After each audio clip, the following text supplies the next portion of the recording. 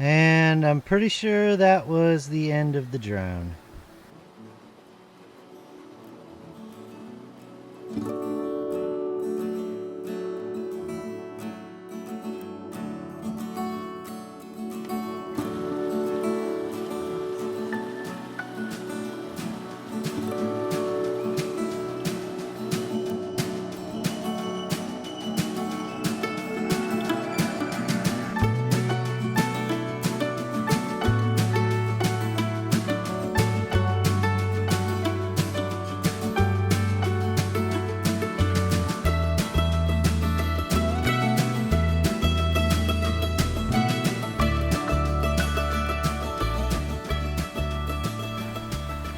Hey guys, I hope you are having a great Thanksgiving if you're in the U.S.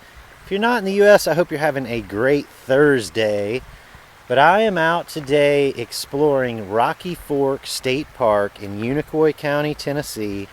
And it is one of Tennessee's newest state parks.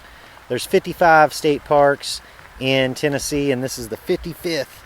So pretty excited to be out here in this state park. It's right here in Unicoi County, the county I live in.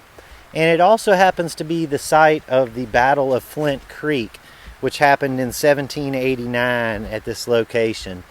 So with that said, let's head on into Rocky Fork, take a look at the state park, and I'll tell you a little bit about the history of what happened here.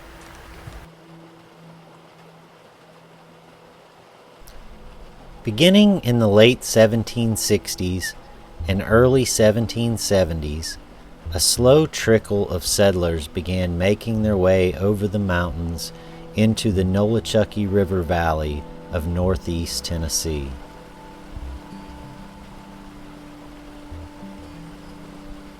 Over the next decade, as their numbers increased, the settlers formed the state of Franklin to provide services and security for themselves due to their isolation from the colonial government.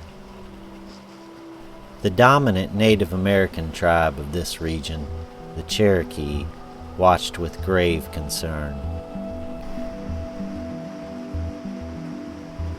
As the settlements became more numerous, with little consideration of Cherokee land or rights, a split occurred in Cherokee politics. One faction, known as the Upper Cherokee, continued to accept frontier advances to maintain peace.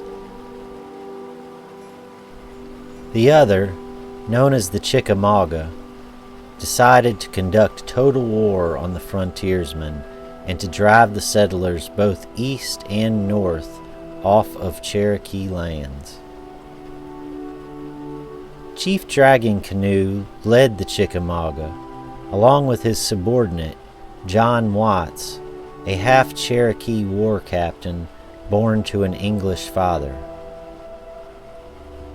In January of 1789, Dragging Canoe and Watts had made their winter camp, along with their war band, along the Flint Creek in Unicoi County. John Sevier, leader of the state of Franklin, learned of this camp, and on January 9th, Sevier's militia moved through immense quantities of snow and piercing wind to within 1 mile of Flint Creek. After a failed surprise attack, Sevier ordered his men to close with and destroy the Chickamauga in close quarters combat. Leading the assault with a 100-man light cavalry contingent wielding swords, followed by dismounted tomahawk men, the Franklinites began clearing the Chickamauga camp up the draw, and within 30 minutes the battle had concluded, with the surviving Cherokee withdrawing off the field, leaving 145 dead and scores more wounded. The Franklinite casualties were 5 dead and 16 wounded. Today, the site of the bloodiest battle in Unicoi County has remained much as it was on that cold January day in 1789, and is a beautiful glimpse into how peaceful life must have been on this Cherokee land before Sevier and the settlers came.